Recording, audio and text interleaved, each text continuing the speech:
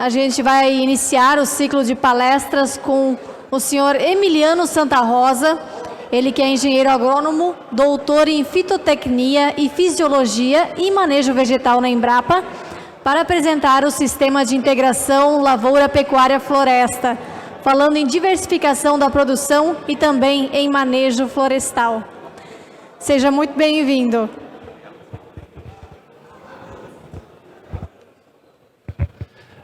Boa tarde a todos, pessoal. Gostaria de agradecer os organizadores do evento, IPAGRE, Sindimad e o Floema, né, pelo convite para participar desse importante evento. Em nome da Embrapa, né, agradeço e digo que é muito importante para nós da pesquisa participar desses eventos, né, para troca de informações com o setor produtivo, tá? A respeito das florestas plantadas e sobre os sistemas de integração lavoura-pecuária-floresta, tá? Nós vamos tratar desse tema, então, agora na parte da tarde, né, tem sido uma demanda em todo o Brasil, o trabalho com sistemas integrados de produção, tá? Vocês vão ver que eu vou falar principalmente sobre o sistema silvipastoril, porque ele tem sido mais adotado pelos produtores, tá? Pela facilidade de implementação. E também a gente vai conversar um pouco, lógico, sobre o componente florestal, tá? Eu trabalho, bom, meu nome é Emiliano Santa Rosa, eu trabalho na Embrapa há 13 anos, tá? Nesses 13 anos, a minha atuação principal tem sido com sistemas integrados de produção, lógico, que também trabalhando com outras tecnologias florestais que a pesquisa trabalha, tá? Sempre em parceria com outras instituições também. Esse aqui, pessoal, basicamente vai ser o roteiro da apresentação, tá? A gente vai tratar desses tópicos, principalmente sobre os benefícios e sobre as perspectivas, tá, de usar o sistema agro-silvipastoril, tá? Aspectos de planejamento e arranjos que são mais utilizados, como os espaçamentos. As principais práticas silviculturais, que até já foi tratado por alguns colegas da IPAGRE sobre isso, né? E também vou mostrar para vocês algumas unidades de referência, tá? O que são essas unidades de referência? São propriedades rurais que são modelos, digamos assim, que já adotaram esses sistemas, tá? E vocês podem ter elas como exemplos, então, vendo na prática como é que funciona, tá? Essa aqui já é uma imagem de uma unidade de referência mostrando pastagens integradas com árvores, tá ok? Pessoal, nessa primeira imagem, tá, de introdução ao sistema, tá? Primeiro dizer para vocês que o tema técnico correto são sistemas agro-silvipastoris, tá? Nos últimos anos o pessoal tem falado em LPF, né? Integração lavoura-pecuária-floresta, apenas para facilitar o entendimento do que é o uso dessa tecnologia, tá? Desse sistema de produção. Mas o tema mais antigo, o nome mais antigo são sistemas agro-silvipastoris, tá?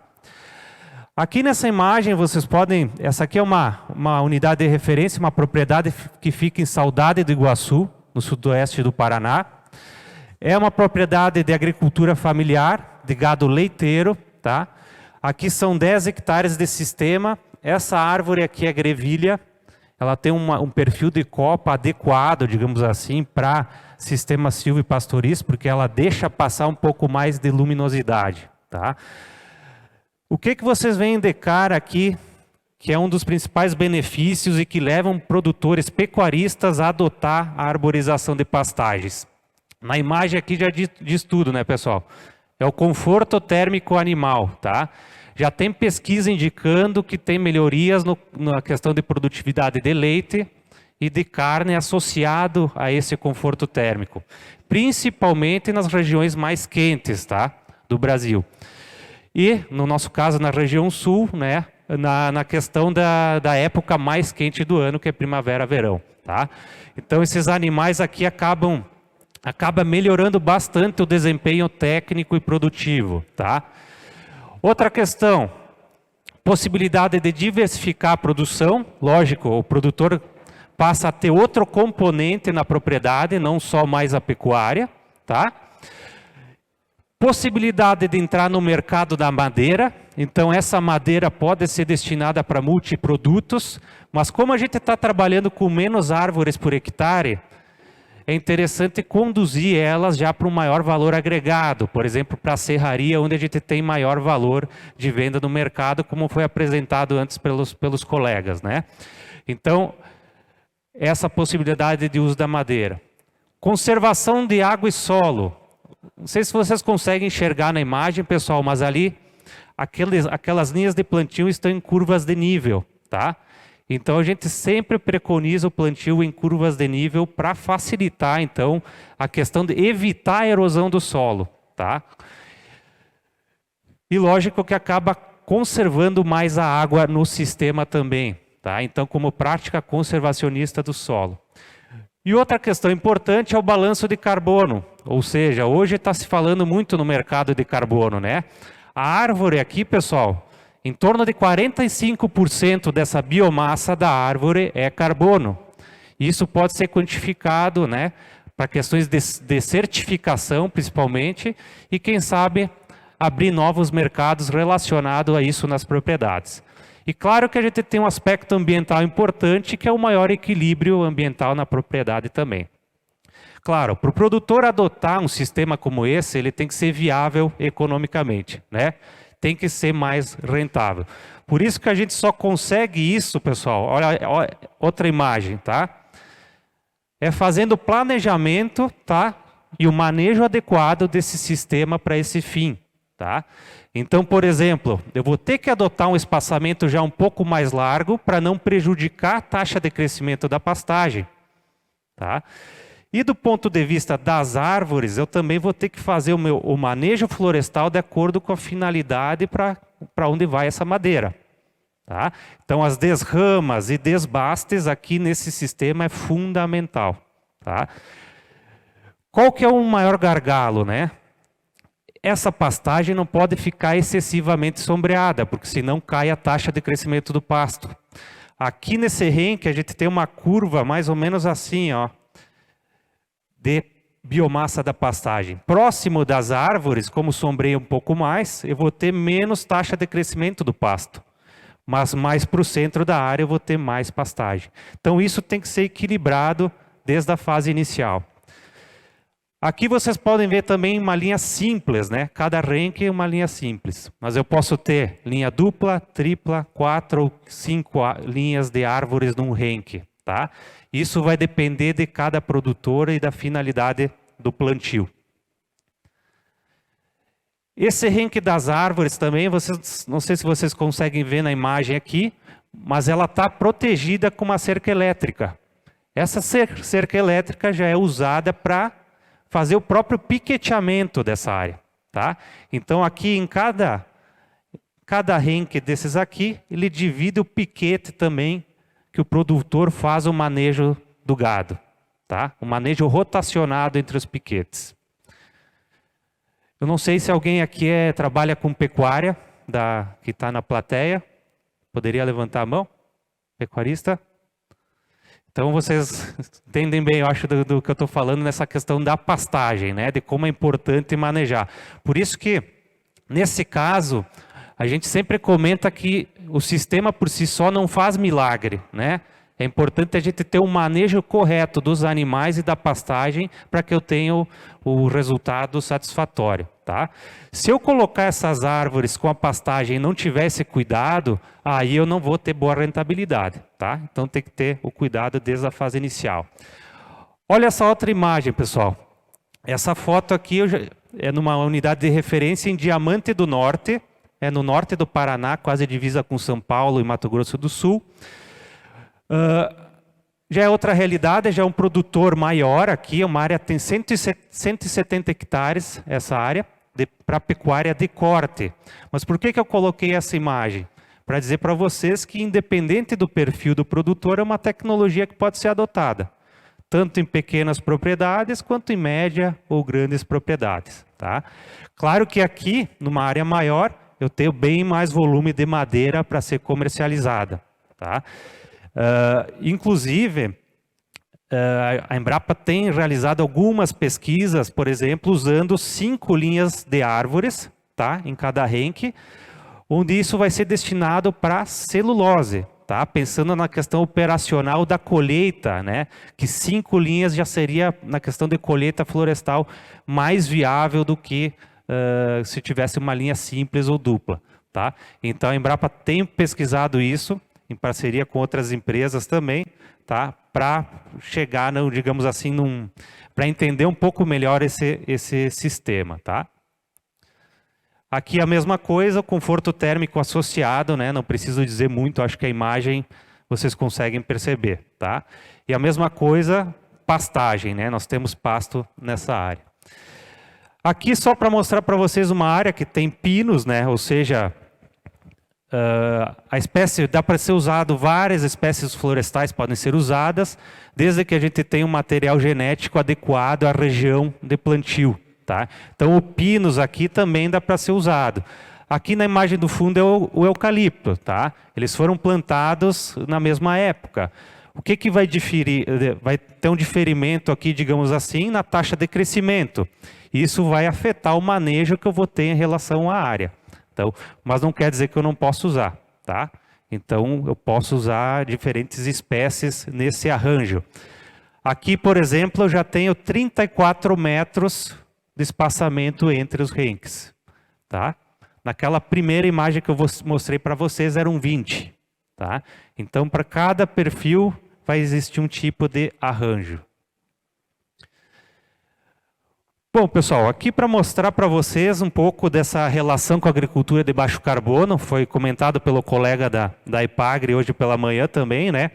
Então, relacionado ao ABC, agricultura de baixo carbono, no Brasil, a meta é aumentar, então, em 10 milhões de hectares, tá? No Brasil, sistemas integrados de produção, tá? E sistemas agroflorestais.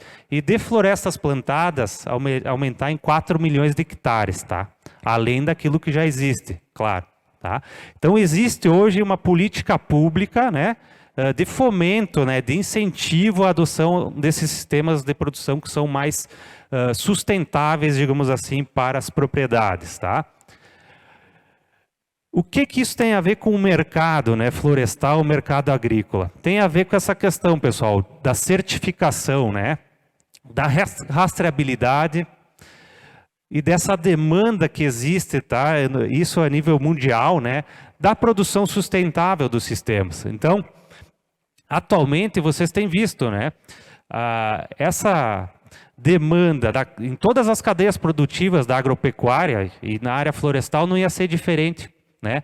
Essa demanda pela produção sustentável. Então hoje existem mercados, né, que vão comprar certos produtos só se eles tiverem algum tipo de certificação, né? Então isso é algo que a gente vai ter que abrir o olho, né, cada vez mais e se adequar cada vez mais a essa questão também do mercado. Claro que ambientalmente também é interessante também, né?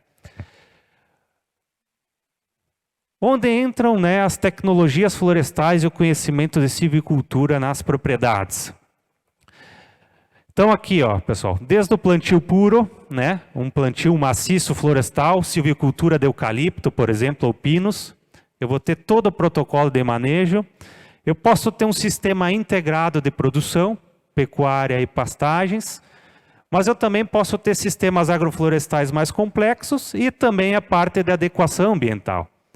Então vocês vejam que essa questão da diversificação da propriedade, as árvores entram na nossa propriedade de maneira muito, digamos assim, muito marcante, né? Elas entram em todas as propriedades, independente de ser pecuária de leite, pecuária de corte, de ser fruticultura, de ser lavoura, tá?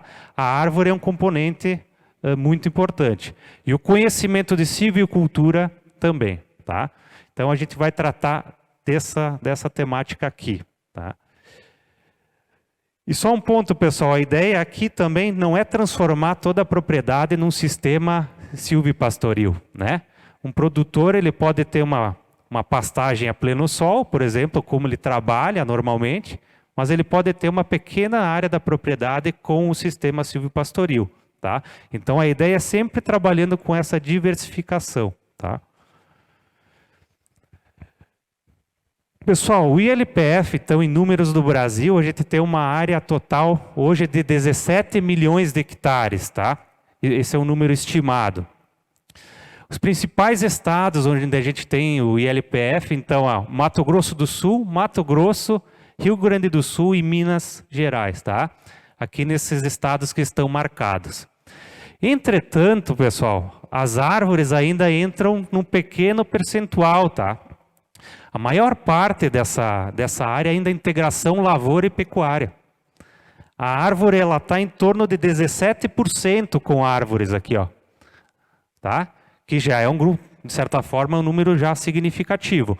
Mas o que nos indica, olhando essa projeção, ó, do crescimento do ILPF no Brasil, né? Existe aqui também um cenário favorável para a entrada das árvores nesses sistemas, né? Principalmente quando a gente pensar no silvopastoril, arborização de pastagens, tá? Então aqui a questão da junção da cadeia produtiva da pecuária com a cadeia produtiva da floresta acaba sendo um mercado bastante interessante, tá? No Brasil existem algumas unidades de referência. Esses pontos marcados aqui, o pessoal indica as principais unidades de referência tecnológica, tá? Que são propriedades que servem de modelo, né, para o pessoal verificar como essas tecnologias estão implantadas a campo. Existem mais do que essas áreas, tá? Aqui estão marcadas as principais, só para vocês verem como isso está sendo adotado em todo o Brasil, né, discutido em todo o território. E lógico, associado a essa questão do carbono, né, de quantas toneladas de carbono isso pode quantificar, né, em termos ambientais, né, fixando no sistema, é uma curva crescente, tá? Então, digamos assim, do benefício em termos de carbono acumulado. Aqui trazendo para vocês um exemplo do Paraná, onde a gente tem trabalhado com um pouco mais de intensidade aí nesses sistemas, tá? Em vermelho estão marcados aqui os municípios onde a gente tem sistemas silvopastoris implantados. E olha só, pessoal, onde tem, digamos assim, um certo incentivo, isso ocorre de maneira mais fácil, essa adoção, tá? Então a gente tem 2 municípios com políticas públicas municipais de incentivo à adoção do sistema silvopastoril, tá?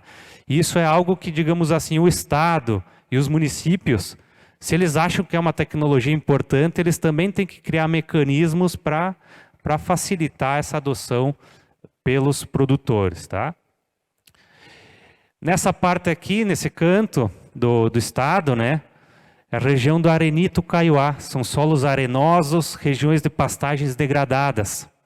O silvopastoril aqui entra com uma tecnologia muito interessante na questão de recuperação de pastagens degradadas, tá? Porque é uma região, digamos assim, em termos de clima e solo, desfavorável, tá? Para a questão de manejo da pecuária em geral. Mas associando essa tecnologia, né, e o bom manejo, é possível recuperar essas áreas e trabalhar melhor essa questão. E aqui existe uma bacia leiteira, né, no estado forte, né? Então acaba concentrando também algumas propriedades aí com silvopastoril. Em termos de conceito, o ILPF então é uma estratégia de produção sustentável que integra atividades agrícolas, pecuárias e florestais, então realizadas na mesma área, tá, em cultivo consorciado, tá? Mas o que ela visa, pessoal? A adequação ambiental da propriedade, mas ó, a viabilidade econômica também, tá? Então, um sistema que tem que ser ambientalmente favorável, mas ao mesmo tempo tem que ter a rentabilidade. Em termos de modalidade, a pecuária floresta é o que tem sido mais adotado, até pela facilidade de entendimento dos produtores desse benefício do conforto térmico animal, tá? Se for a modalidade lavoura e floresta, né? Essa modalidade aqui, pessoal, geralmente ela entra na fase inicial dos cultivos florestais. Porque é quando o ambiente, né? A área está ainda aberta. Se eu vou entrar com lavoura aqui, o ideal é já trabalhar com espaçamentos um pouco mais largos, né? Porque eu vou ter nos 2 primeiros anos, até o 3º ano, eu vou conseguir entrar com lavoura nessa área, tá? Lavoura de milho, de soja, por exemplo, tá? Só que depois desse tempo, começa a ficar sombreado demais. Aí o ideal é a área ser convertida em silvopastoril, né? Ela vira pastagem, então, para os animais. Claro que eu posso fazer a modalidade completa, tá? Na região sul tem pessoas que fazem essa modalidade completa, ou seja, na primavera, verão eu vou entrar com lavoura, tá? Lavoura de milho, soja ou outros cultivos, e no outono e inverno eu entro com os animais nessa área, tá? Com pastagem. Então aí eu vou ter um ciclo, digamos assim, completo de rotação de culturas, de rotação de atividades. Tá? Mas para chegar nesse patamar já aí fica mais complexo, tá? Mas é possível também realizar. Então, alguns benefícios, né?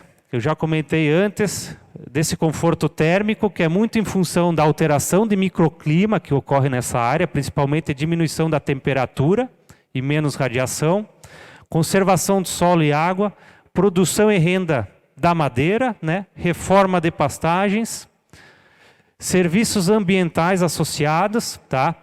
Então, além do carbono, a ciclagem de nutrientes que as árvores proporcionam nessa área também. E o que a gente tem visto, melhorias na gestão da propriedade, porque essa forma de uso da terra altera, digamos assim, como o produtor faz a gestão da sua área, tá? Como acaba sendo um cultivo mais intensivo, é necessário que ele tenha um planejamento melhor, digamos assim, um acompanhamento mais detalhado para essa implantação.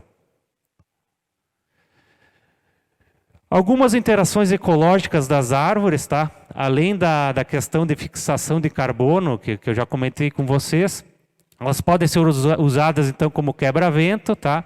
Incremento de matéria orgânica, rompimento de camadas compactadas do solo devido ao sistema radicular das árvores e a ciclagem de nutrientes, tá? Essa ciclagem ocorre pelo efeito das raízes das árvores, né, pessoal? Ela consegue pegar nutrientes lá de baixo, né? Depois que ela absorve esses nutrientes, essas folhas vão cair no solo e esses nutrientes acabam ficando disponíveis aí mais para a superfície, tá? Então esse é o efeito da ciclagem. Na Embrapa, né, junto com outros parceiros, a gente tem vários projetos em andamento nessa área, tá? Um deles é esse projeto aqui, que é o Carne Carbono Neutro. Qual que é a ideia desse projeto? O carbono que é fixado pelas árvores estaria mitigando os gases de efeito estufa que são emitidos pelos animais, tá? Quantificando isso, né, as propriedades que conseguirem quantificar isso teriam um selo do Carne Carbono Neutro, tá? Um selo que vai no produto final, selo que vai na carne, tá? E isso pode abrir novos mercados, conseguir um preço diferenciado em função desse selo. Essa propriedade foi uma das 8 propriedades no Brasil que a gente fez esse protocolo inicial, esse teste, essa pesquisa, né? E ela já está em andamento em outras propriedades. Mas basicamente é isso, pessoal. Quantificar o crescimento das árvores, para saber quanto carbono eu tenho nessa área. Quantificar o carbono também do solo, né? Porque a gente esquece de falar do carbono do solo, e tem muito carbono no solo quando ele é bem manejado. A biomassa da pastagem também tem carbono. E, lógico, verificar a questão da produção pecuária nessas áreas, tá? Então, esse é um projeto bastante interessante e tem já, se vocês procurarem na internet, procurem por esse projeto, tem o selo já de certificação e já está em andamento, tá? Aqui nessa foto vocês também podem observar a questão de como tem pasto, né? Quando é bem manejado, né? Aqui a gente tem biomassa de pastagem. Então, tudo depende de como essas áreas são manejadas. Na questão do carbono, pessoal, olha um exemplo aqui, ó. Aqui é uma área com 250 árvores por hectare, elas, aos 11 anos de idade, chegam a ter, ó, nessa área, mais de 50 toneladas de carbono por hectare, tá? Isso estimado. Isso aí estaria mitigando 153 animais, os gases emitidos por 153 animais. Então vocês vejam o potencial ambiental de associar as árvores a essa atividade agropecuária, né, ou pecuária, tá? Aqui um outro gráfico que mostra o efeito da temperatura e umidade. Numa pastagem a pleno sol e as outras arborizadas. Essa curva lá em cima aqui é da área sem árvores, a pleno sol. Olha aqui, pessoal, como o índice de temperatura e umidade ela fica bem maior, né, nas horas mais quentes do dia, em comparação a onde a gente tem pastos arborizados. Esse gráfico aqui também é interessante porque ele mostra a distribuição das excretas dos animais, tá? Numa área que é arborizada e numa área que é a pleno sol. Essa área aqui, ó, é um pasto não arborizado. Essa parte em vermelho indica onde está concentrada as excretas dos animais. Quando o pasto não é arborizado, tem a pleno sol, eles tendem a se concentrar onde a gente tem uma árvore, onde às vezes tem o coxo, enfim. Eles acabam ocupando uma área específica. E isso acaba trazendo também problemas ambientais, né? De compactação do solo, acúmulo dessas excretas num lugar só. Agora, olha esse pasto arborizado. Essa distribuição aqui é muito mais uniforme, ou seja, os animais circulam mais nessa área, tá? Eles se distribuem melhor nessa área, e com isso eles excretam em locais diferentes. E o que ajuda isso, pessoal? A questão da fertilidade do solo, né? A gente acaba distribuindo melhor essas excretas, isso contribui na fertilidade do solo também, tá? Aqui um outro dado de pesquisa, mostrando como é possível produzir, tá? No caso da pecuária de corte, olha só, 860 gramas de ganho de peso por dia, mais 3,6 metros cúbicos de madeira no período do outono e inverno, e no verão, produção de soja, mais os 6,6 metros cúbicos de madeira que está crescendo nessa área. Sendo o total de madeira no ano aí passando 10 metros cúbicos por hectare ano. Bom, se a gente comparar com plantio puro, né, de floresta, claro que vai ser menor, né? Porque aqui a gente tem bem menos árvores por hectare. Mas o interessante aqui é que a gente está associando dois tipos de produção, né? A pecuária e a floresta, tá? Então, o ganho, a renda da floresta aqui seria um adicional para o produtor.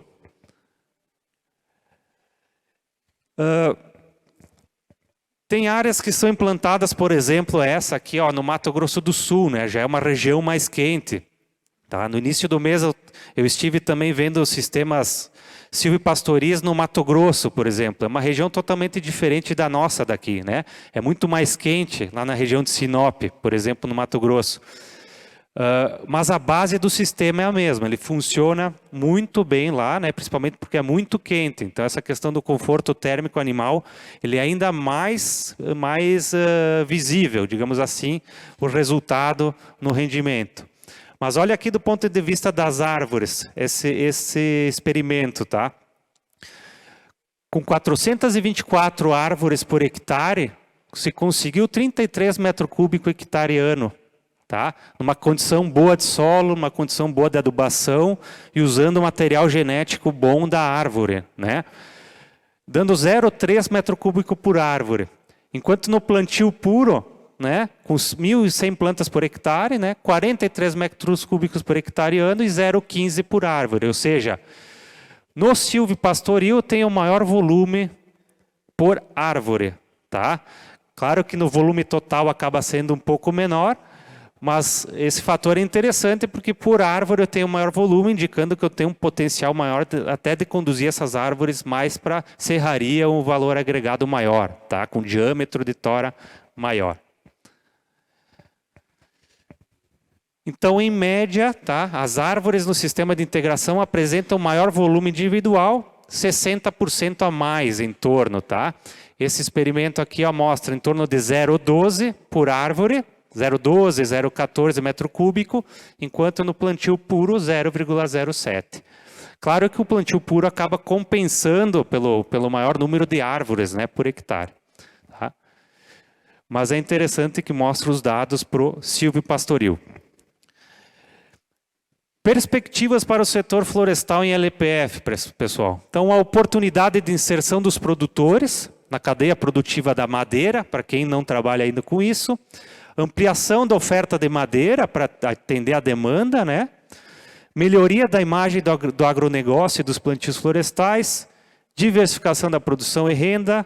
Poupança verde, né? Porque a gente tem uma renda a longo prazo da madeira, mas com a vantagem de ainda ter a renda da lavoura ou da pecuária na mesma área. Recuperação de pastagens degradadas. Mas isso, pessoal, a gente só consegue, né, com esses desafios aqui que a gente tem que enfrentar. Ou seja, os arranjos e as densidades de plantio dependem do perfil de cada produtor. Então não existe aquela recomendação ideal, o espaçamento tem que ser esse, né, tem que ser X. Não. Para cada situação a gente vai ter que pensar qual é a finalidade da produção e planejar o sistema de acordo.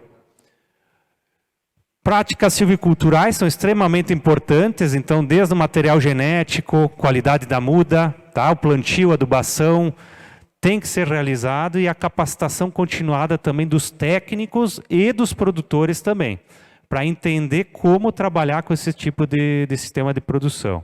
Tá?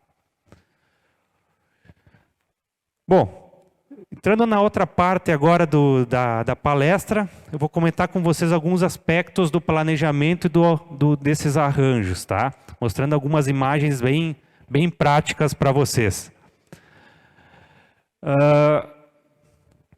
Primeiro que ele é um sistema dinâmico, né? Ou seja, ele se altera ao longo do tempo. O que isso quer dizer, pessoal? Eu vou ter...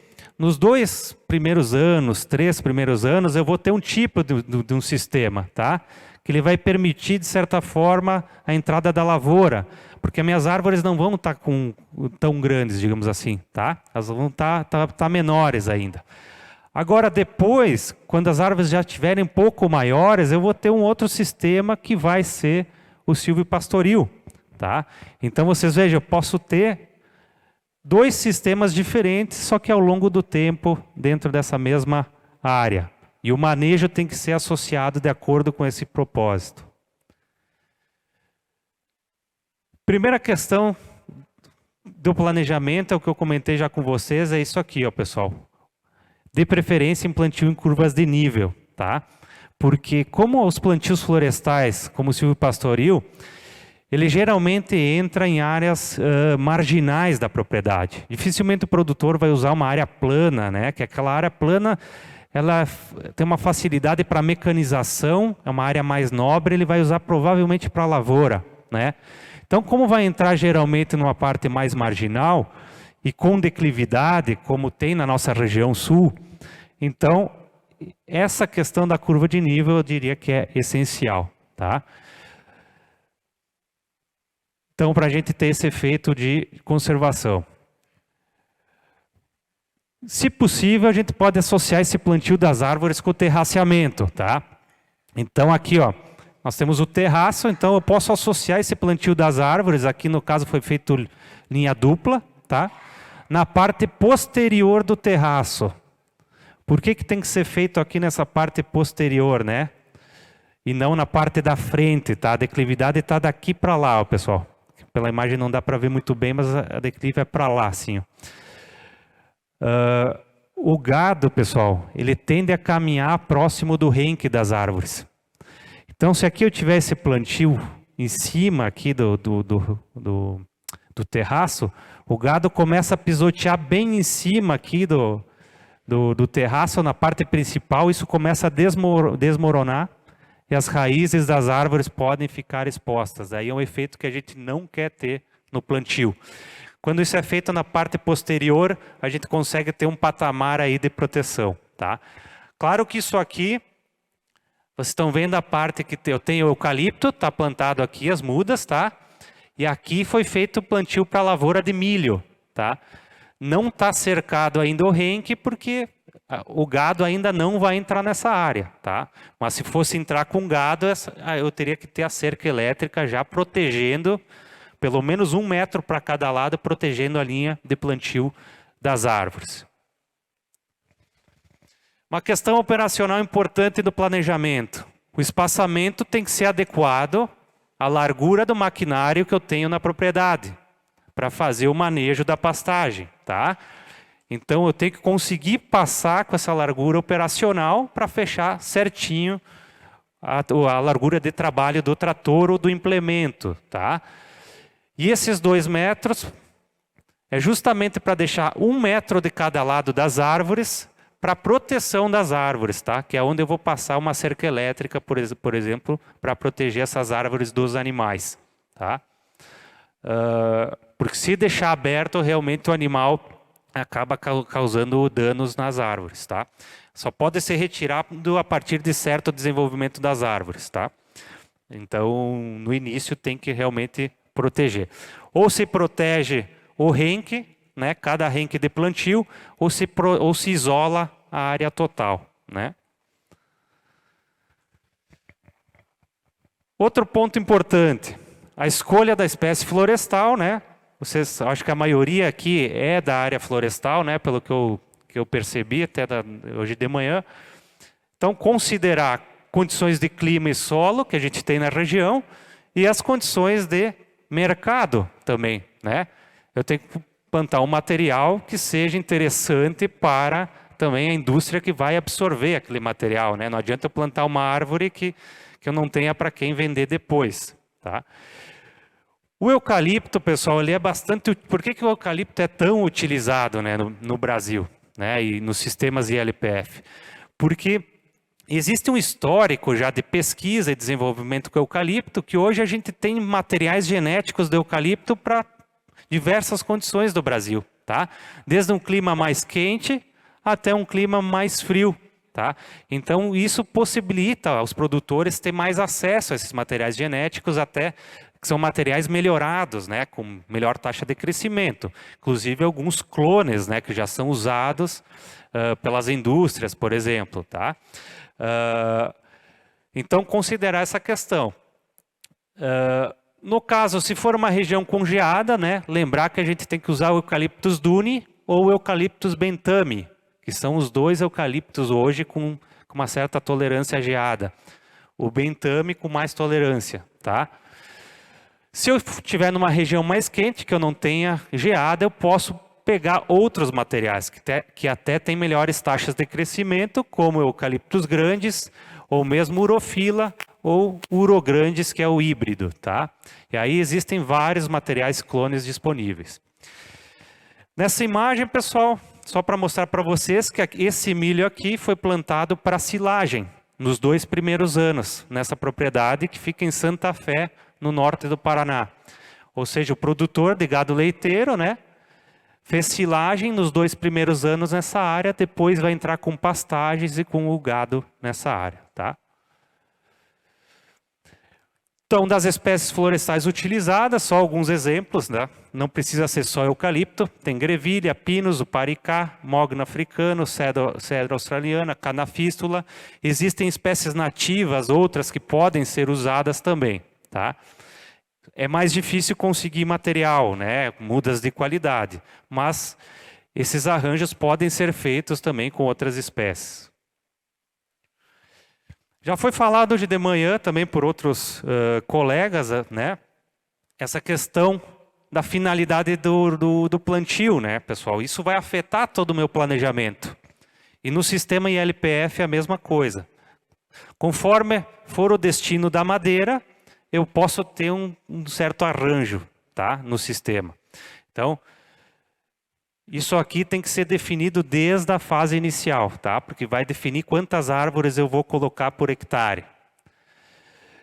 Eu posso, pessoal, por exemplo, usar linha simples, dupla ou tripla, tá? E diversos espaçamentos aí que vão desde 1000 árvores por hectare até 357 árvores por hectare, ou um bem baixo de adensamento, aqui, ó, com 167 árvores por hectare só, tá? O que isso vai afetar? O percentual ocupado pela faixa das árvores vai ser alterado, tá? Aqui eu tenho só 10% da área ocupada pelas árvores, enquanto aqui eu tenho 40% da área ocupada pelas árvores. Para quem é pecuarista, isso tem que entrar na conta, né? Porque quer dizer que aqui eu vou ter 60% de pastagem, né? Naquela minha área que está disponível, enquanto aqui eu já vou ter 90%, tá? Então isso tem que ser colocado na balança conforme o objetivo do produtor. Quando eu uso um espaçamento mais adensado, eu posso tirar madeira para carvão, lenha, né? Madeira fina, digamos assim, num primeiro ciclo, para realizar um desbaste com 6, 7 anos, mas eu posso também conduzir o restante aí para madeira grossa, para serraria com maior valor agregado, tá? Ou eu posso começar um sistema já bem menos adensado, já pensando nessa madeira lá na frente de maior qualidade, tá? Então são duas formas de pensar o sistema. Claro que esses desbastes eu posso pensar isso tudo na mesma área, né, pessoal? Aqui, ó, eu posso começar um sistema, por exemplo, com 962 árvores por hectare. Eu vou realizando o primeiro desbaste, segundo, terceiro, eu vou estar com 96 árvores por hectare só. Tá? Vocês vejam, eu posso começar um sistema mais adensado e lá no final eu deixar menos árvores. Tá? Então eu tenho bem definido essa questão do objetivo da produção, onde eu tenho um grupo de interesse que é o da produção de madeira para tora fina, né? Carvão, lenha, celulose, postes, tá? Que eu posso usar sistemas como esse aqui, ó, da imagem, bem mais adensados, maior volume por hectare de madeira, tá? Mas eu posso ter também sistemas como esse, tá? Menos árvores por hectare, então de 200 a 350 árvores, pensando na madeira, no grupo de interesse já para serraria e laminação. Tá. Escolha das espécies forrageiras. Não é qualquer espécie que entra num sistema que é parcialmente sombreado. Tá? Então a gente tem que escolher também as espécies de pastagens que aguentem, pelo menos, que tenham uma tolerância aí a 30%, a 40% de sombreamento da área. Tá? E ela tem que ser manejada ao longo do tempo. O que quer dizer isso aqui? Ó? Manejo da luminosidade, né? Intensidade de sombra ao longo do tempo. O desbaste que eu vou ter que realizar nessas árvores, ou mesmo uma desrama, vai influenciar nessa luminosidade que eu tenho para o pasto. Então nem sempre só a árvore vai ser o critério de decisão de quando eu vou fazer a desrama ou o desbaste. Aqui a gente está trabalhando com outro componente que é a pecuária. Por vezes pode ser a pastagem que vai nos indicar que é necessário abrir um pouco mais o sistema. Tá? Aqui alguns exemplos de espécies forrageiras, então.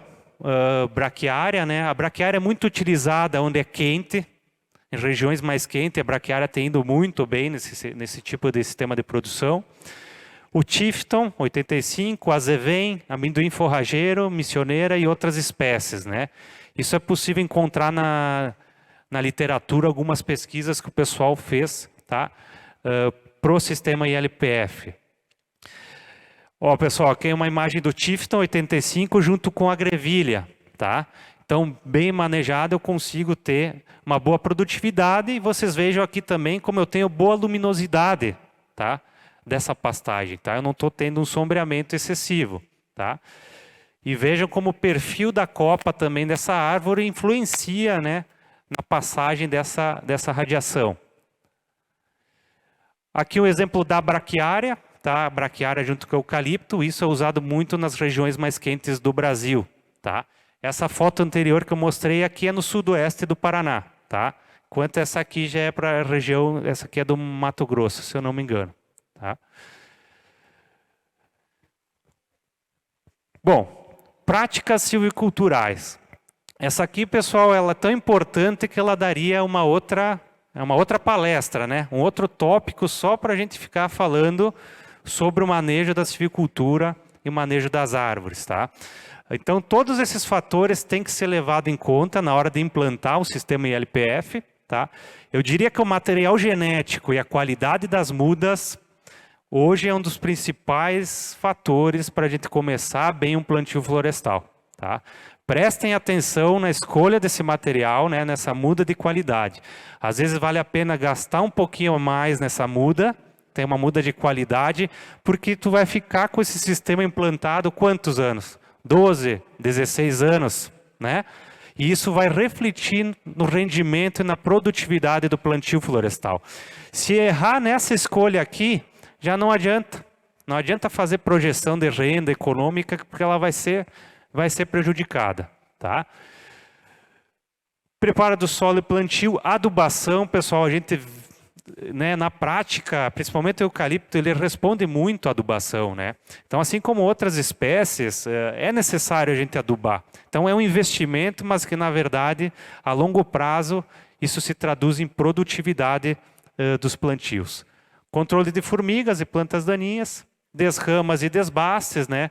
Pragas e doenças, e tem toda a parte de colheita, né, logística, transporte e mercado que também devem ser avaliados. Então, sempre procure um técnico, né, para ajudar no planejamento, para ajudar nesse desenho todo dos plantios.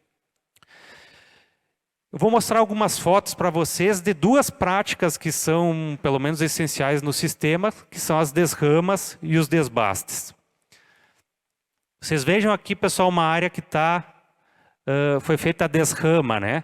Plantio em curvas de nível, mas olhem como são sistemas bem mais abertos, tá? Nesse caso. Tá? Claro que eu poderia ter aqui uma linha dupla, tripla ou até 5 linhas de árvores, mas aqui nesse caso foi escolhida a linha simples para ter menos manejo com as árvores, tá? E um sistema mais aberto, que a ideia é conduzir essas árvores com maior valor agregado, tá?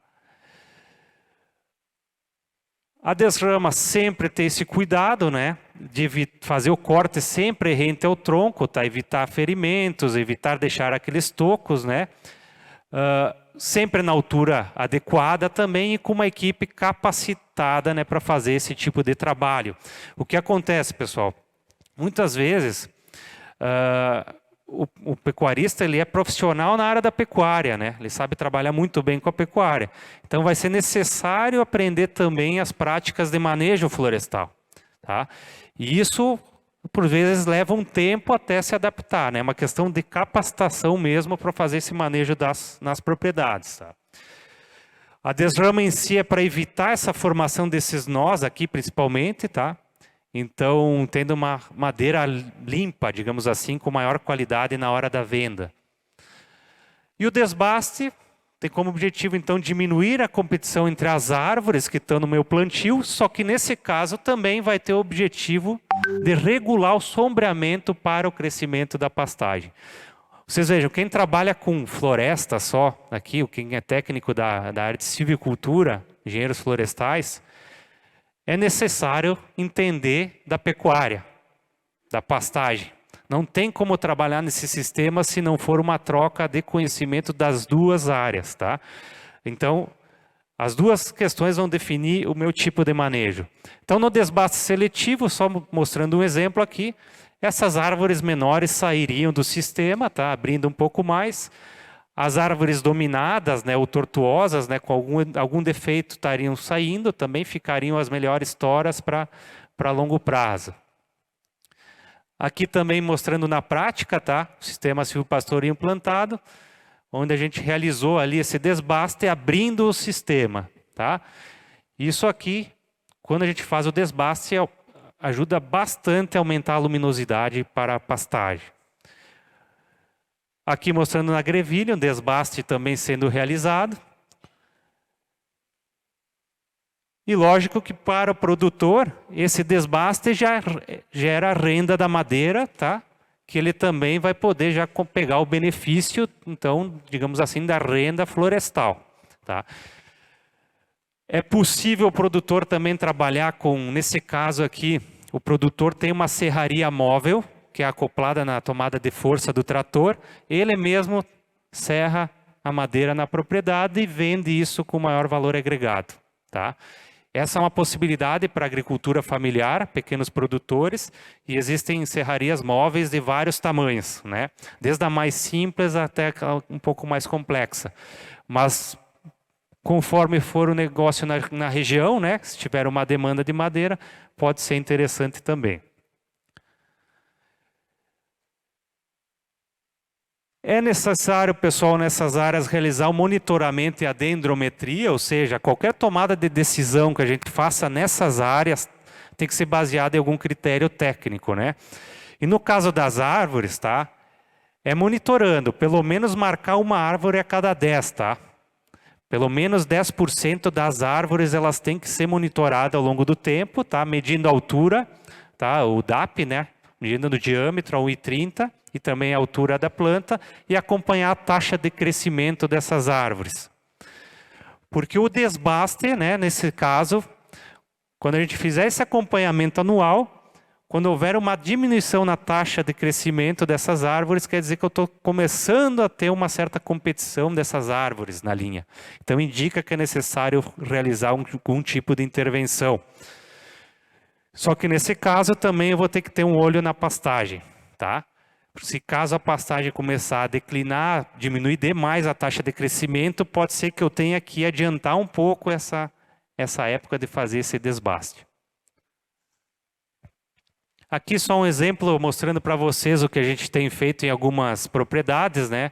Avaliando essa madeira e acompanhando a taxa de crescimento das árvores, né?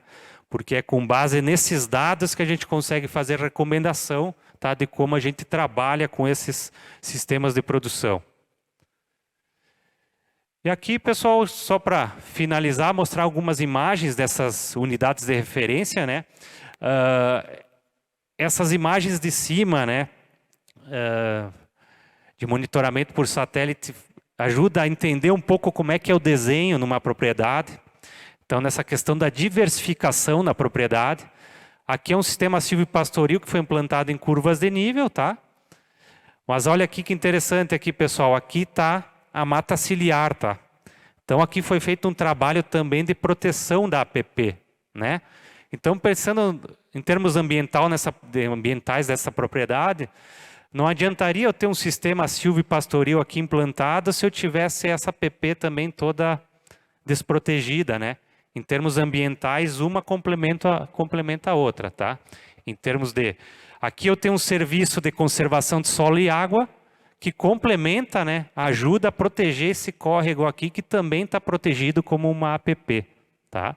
E ao mesmo tempo, olhem como nessa propriedade a gente tem outras áreas que estão sendo manejadas normalmente, né? A pleno sol, ou com lavoura, ou com pastagem.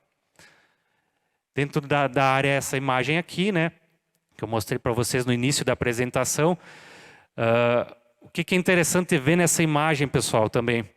Estão vendo esse mosaico de sombra e luz, né? Esse efeito de sombra e luz é o efeito dessa passagem da luz pela copa, né? Do perfil da copa da árvore, tá? E outra questão é que essa dinâmica de sol e sombra faz com que os animais também circulem mais por essa área. Se eu tivesse sempre a sombra no mesmo lugar, ou só o sol no mesmo lugar, esses animais tendem a ocupar sempre as mesmas partes desta área. Agora, nesse mosaico aqui, não. E o animal ele pode escolher onde ele quer ficar. Tá? Se o animal que quer ficar no sol, ele fica no sol pastejando. O animal que quer vir para a sombra, ele fica na sombra. Essa foto aqui eu tirei, estava bastante calor, estava num dia que estava mais de 30 graus, estava uns 33, 34 graus. E esses animais, a maior parte deles estavam realmente na sombra, tá? O efeito do conforto térmico. Aqui outra imagem de outra propriedade, mostrando de cima, tá? Olha como fica esse desenho, né? Numa propriedade já arborizada, né? E aí a gente tem essa imagem aqui, tá? Então, 50 hectares, gado leiteiro. Então, vocês veem árvores, né, associadas aí com pastagens, né? Aqui nos primeiros anos de plantio, com silagem, tá? Milho para silagem. E aqui já é a mesma área já no primeiro ano com pastagem, né? Ele fez os 2 primeiros anos isso aqui, tá? Milho para silagem. terceiro ano entrou com a pastagem, com os animais já acessando essa área. E aí as árvores também já num porte maior. Aqui mostrando no centro de treinamento lá de Castro, é uma área que tem pinos e tem eucalipto, mas a maior parte está com pinos, mostrando para vocês também que é possível trabalhar com pinos nesse tipo de sistema. Essa é uma área experimental lá em parceria com o UFPR, tá? Que fica em Pinhais. Olha, pessoal, como fica o desenho de cima, tá? Quando o sistema de integração lavoura, pecuária, floresta. Esse aqui é um experimento grande, tá? Em parceria da universidade junto com a Embrapa.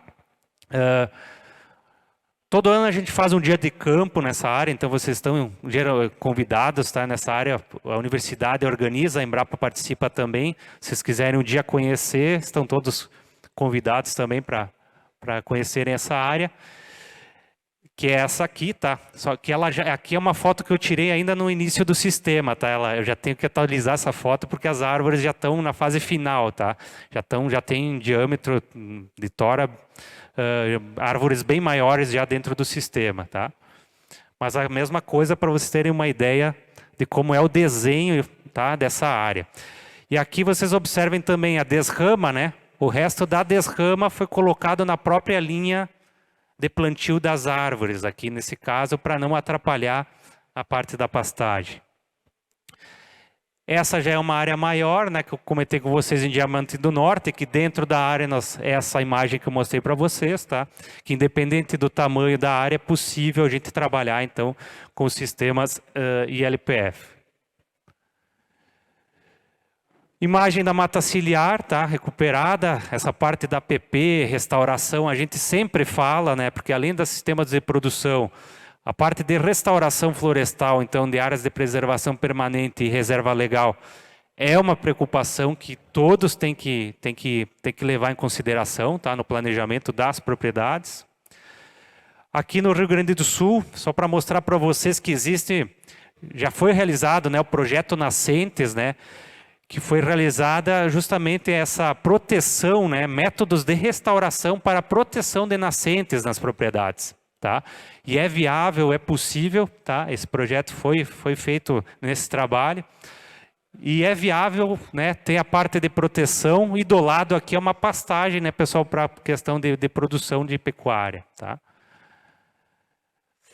Aqui só alguns exemplos de capacitações, né, seminários e eventos, né, que a gente tenta, né, sempre em parceria a Embrapa, junto com outras instituições, empresas, né, as associações de base florestal também, volta e meia a Embrapa está levando essa informação para os produtores, né, e discutindo também com os produtores, já que é uma troca de conhecimento. Muitos já estão implantando, né, e aí nos apresentam também as dificuldades, os gargalos, né, sobre esse tipo de sistema de produção, que ainda está em pesquisa, tá, e ainda está em andamento. Aqui é uma foto no dia de campo, tá, na Fazenda Canguiri, lá em Pinhais. Aqui, ó, vocês podem observar que as árvores já estão no estágio bem mais avançado, né? Eu já tenho árvores de grande porte aí para serem manejadas e serem trabalhadas, digamos assim. No site da Embrapa vocês podem encontrar publicações como essas duas aqui. Essa do cultivo de eucalipto, tá, nas propriedades rurais. Então aqui é como se fosse um manual do cultivo de eucalipto. Então vocês têm algumas orientações ali de material genético, adubação, desrama, desbaste. Então quem tiver interesse baixa lá, faz o download no site. E esse aqui especificamente sobre arborização de pastagens. Então, como considerações finais, tá, pessoal, aqui os sistemas de LPF necessitam então de planejamento, manejo e adequação às condições de cada local de cultivo, tá? Os espaçamentos, os arranjos, né, que a gente vai utilizar, eles são fundamentais então na produtividade, além de realizar as práticas silviculturais. É uma oportunidade de inserção dos produtores no mercado florestal. Então, para quem ainda não está trabalhando com madeira, é uma oportunidade de associar aí interesses até de ter mais um produto para venda, tá? dentro da sua propriedade. E atualmente essa questão da agricultura de baixo carbono, que é um grande potencial então das florestas, tá? Na mitigação dos gases de efeito estufa. Isso é uma grande tendência até de abrir novos mercados, tá? Para a área florestal e também para a área da agropecuária em geral, tá? Nessa questão da certificação, mercados que têm uma exigência mais sustentáveis, tá? Pela rastreabilidade dos sistemas de produção. Então, é importante todos ficarem atentos nesse mercado aqui que eu acho que tende a crescer muito nos próximos anos, né? Pela demanda mundial que existe. Pessoal, eu deixo aqui o meu contato, tá? Esse é meu e-mail da Embrapa, caso tiverem alguma dúvida, algum interesse, né? Eu espero que nesse tempo da palestra tenha contribuído também com algumas informações que possam ter sido úteis para vocês, tá? É uma tecnologia que tem sido bastante adotada e a Embrapa está com as pesquisas em andamento, né? Então, a tendência é que esses sistemas, ao longo do tempo, sejam cada vez mais adotados, né? E cada vez mais aperfeiçoados em termos de sistemas de produção, tá bem? Agradeço a atenção de todos vocês. Obrigado.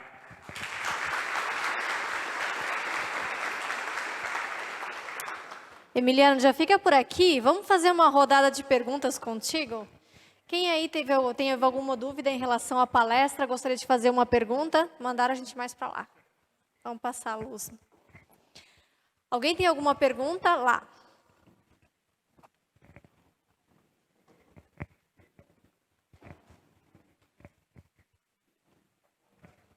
Alô? Aqui. Eu tenho uma dúvida sobre esse tipo de sistema, se ele funciona para uma densidade maior de árvores, né? Por exemplo, eucalipto 7x7 com uma braquiária embaixo. Isso é funcional? A gente vê algumas pessoas fazendo aqui na região, mas não tem muita literatura ainda sobre isso, né? Certo.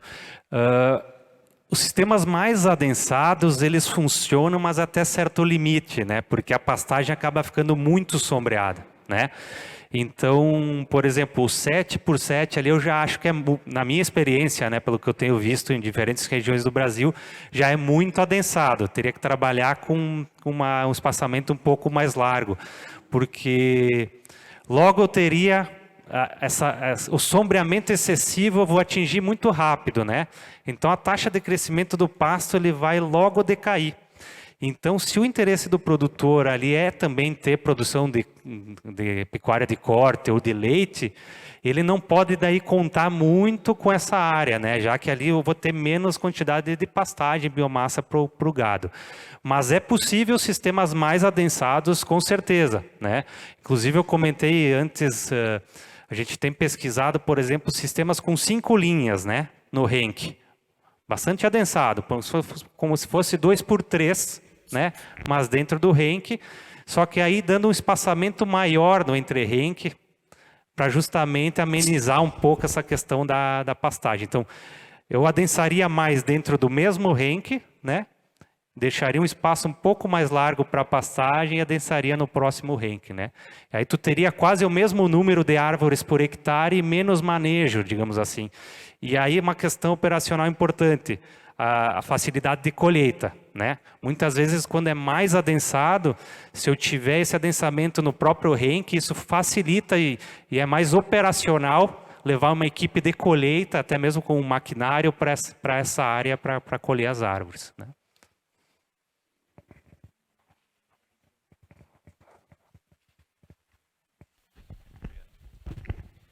Oi, Emiliano, parabéns pela palestra, pelo trabalho que está desenvolvendo.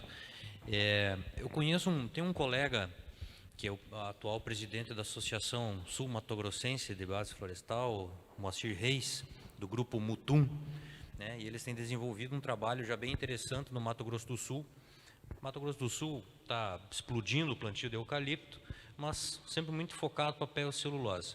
E ele tem essa visão que eles precisam desenvolver a floresta multiproduto, desenvolver a madeira própria para desdobro e tal.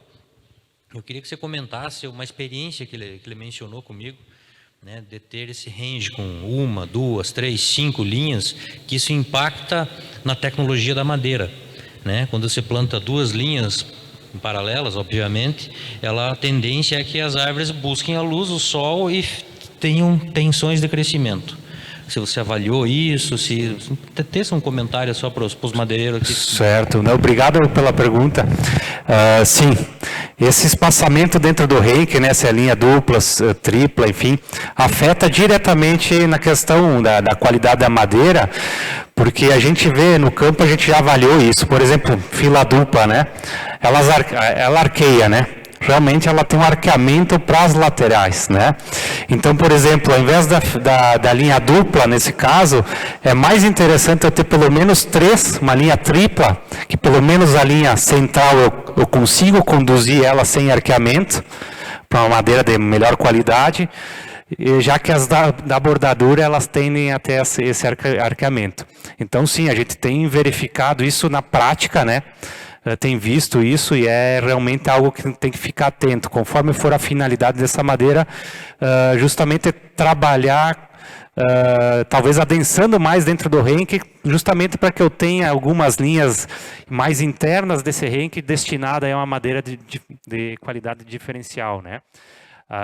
Assim como muitas vezes a linha simples, né? Se o produtor não quer ter manejo nenhum e só colher aquela madeira assim, de melhor qualidade, menos e ter pouco manejo, daí também é interessante porque ela acaba realmente dando uma tora de maior qualidade também sem arqueamento, porque daí como é só uma linha só, eu tenho menos esse efeito também, né?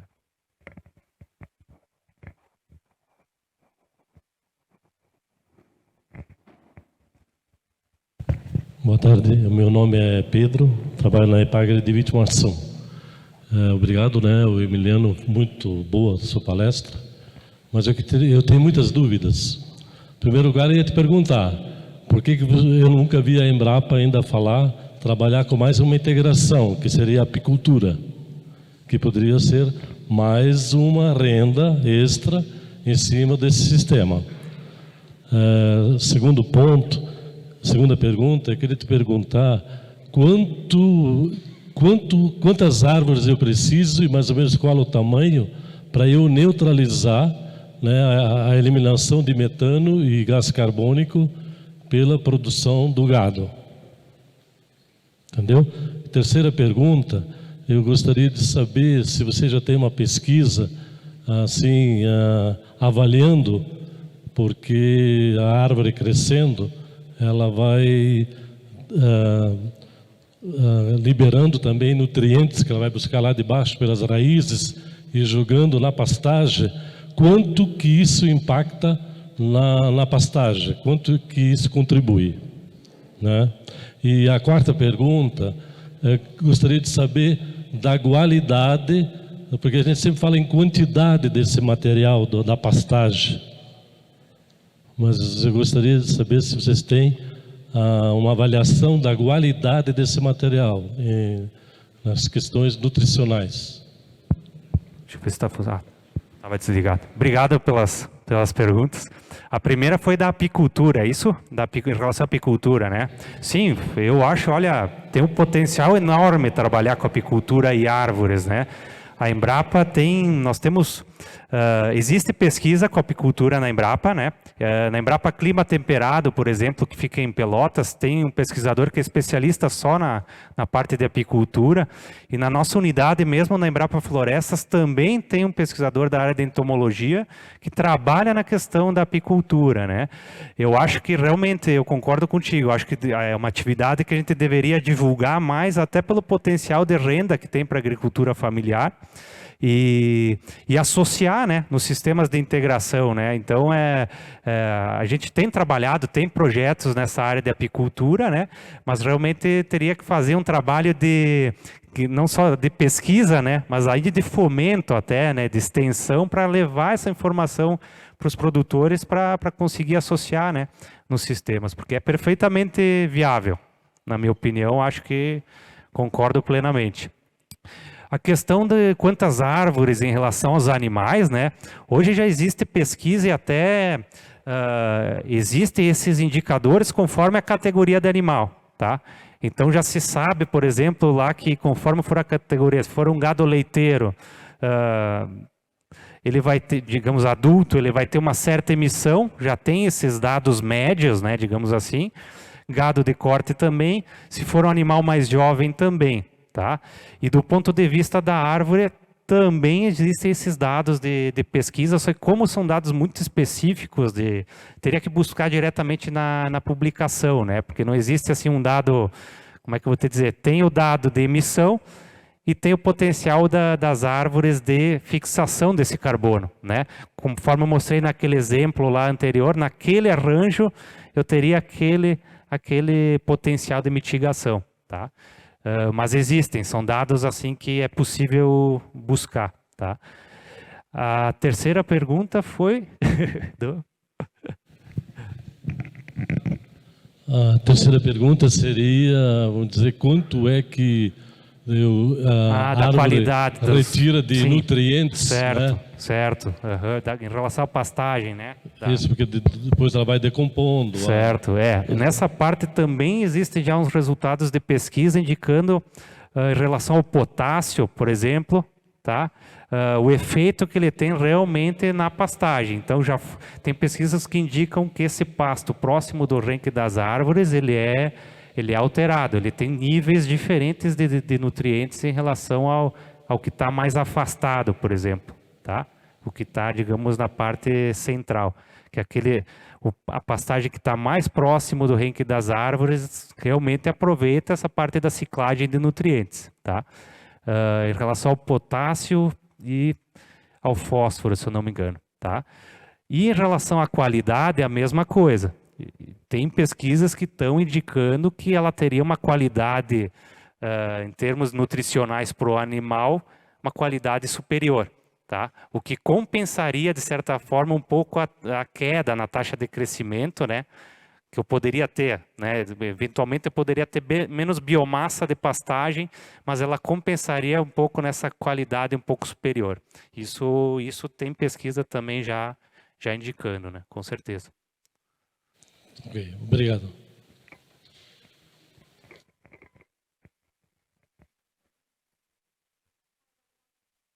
Pergunta? Lá.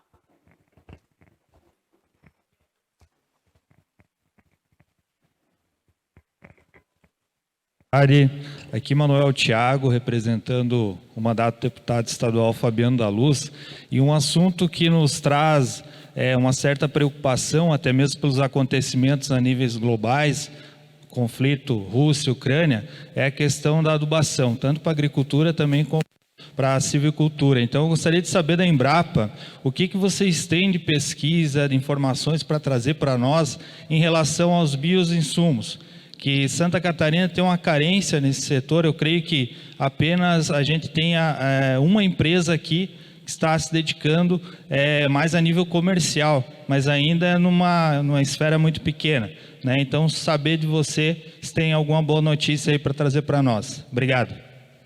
Obrigado pela pergunta. Essa questão dos bioinsumos, ela tem sido uma das principais linhas de trabalho e de pesquisa da Embrapa no Brasil.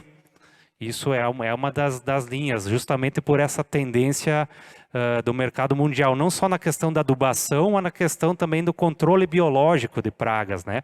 Também é um bioinsumo, digamos assim, né?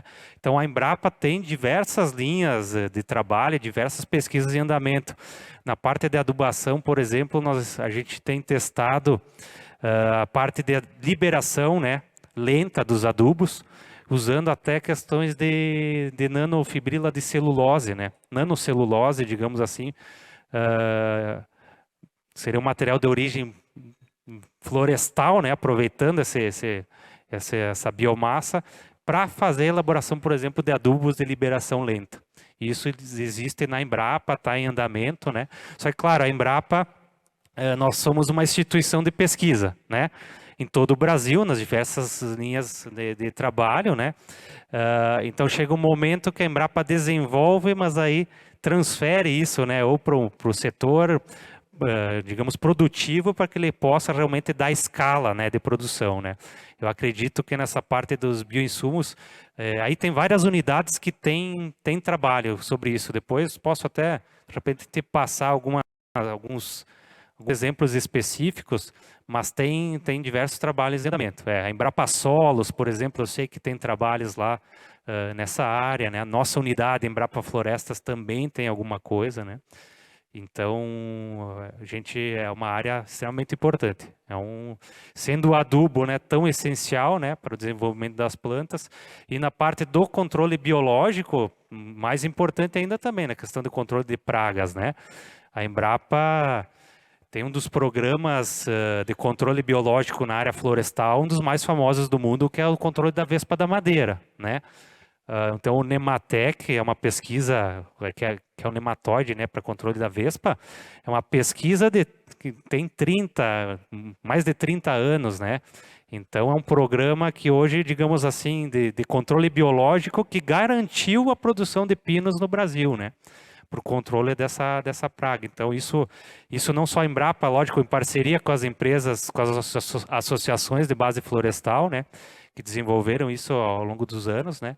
Então, só para te dar um exemplo, né, do que seria um bioinsumo que hoje é utilizado, o impacto na cadeia produtiva é muito grande. A gente avalia isso todo ano, né, de qual é o impacto disso para o setor. E é um impacto muito grande, até em termos de valor mesmo, né? Sem falar no valor da produção bruta, né? Por exemplo, do Pinos, que é realmente altíssima, né? E que contribui bastante aí para o Brasil de forma geral, né? Não sei se eu respondi a tua pergunta, mas... Oi, Emiliano.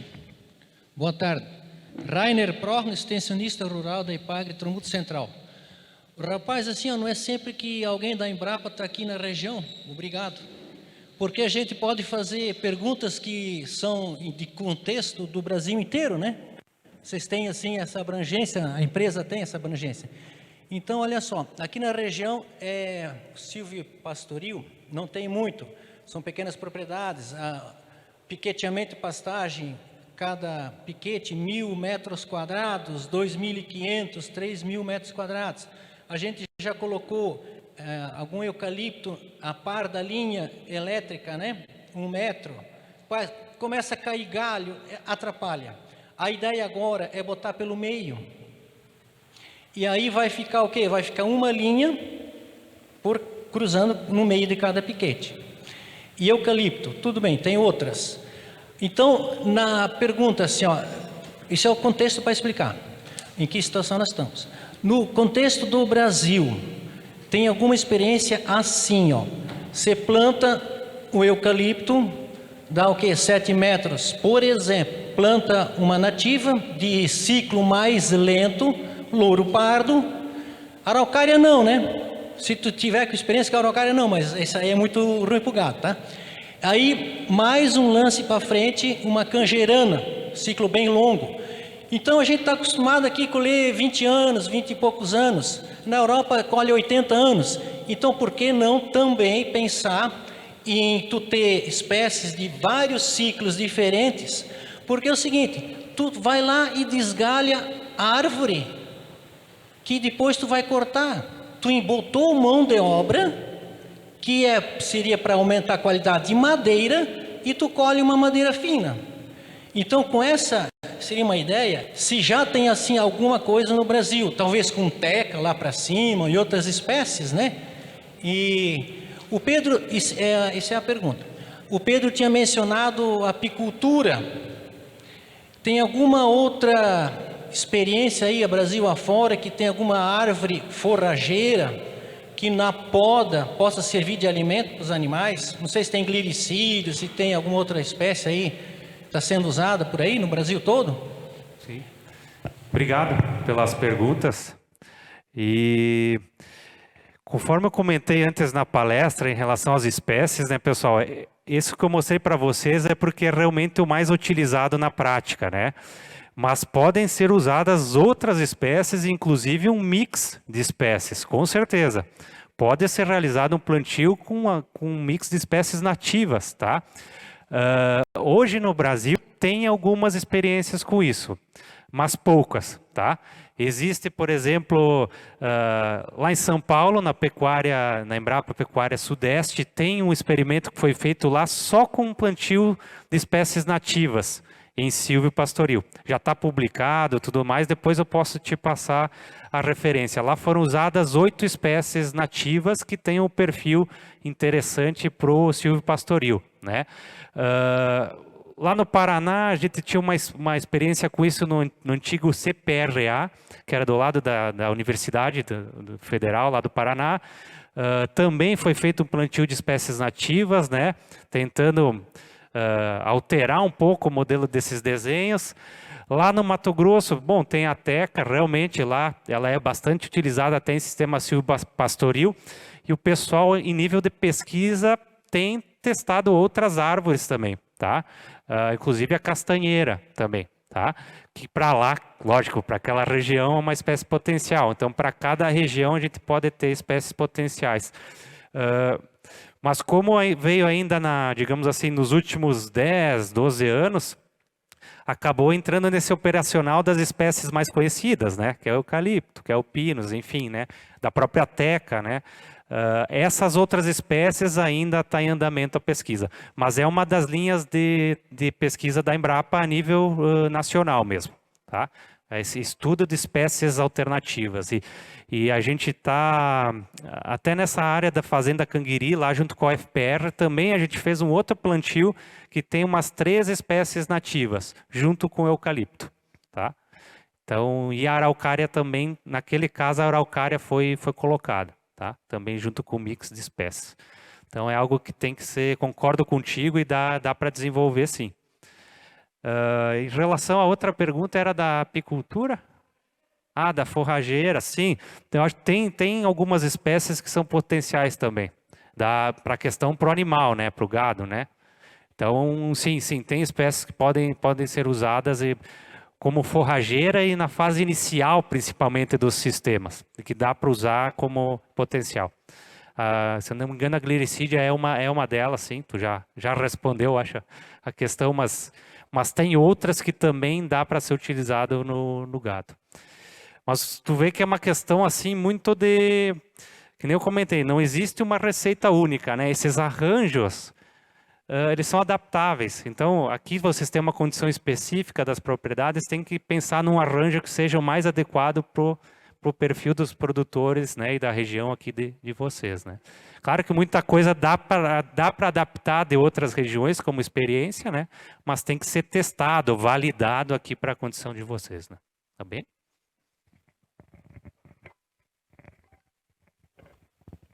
Mais alguma pergunta? Então, dessa forma, a gente encerra. Muito obrigada pela presença. A gente vai aguardar a entrada do Thiago Mioto.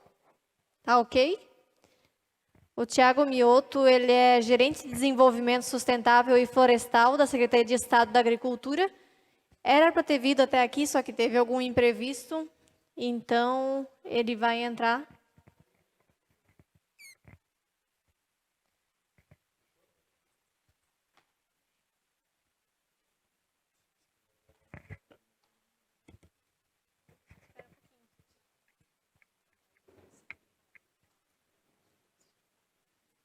Então...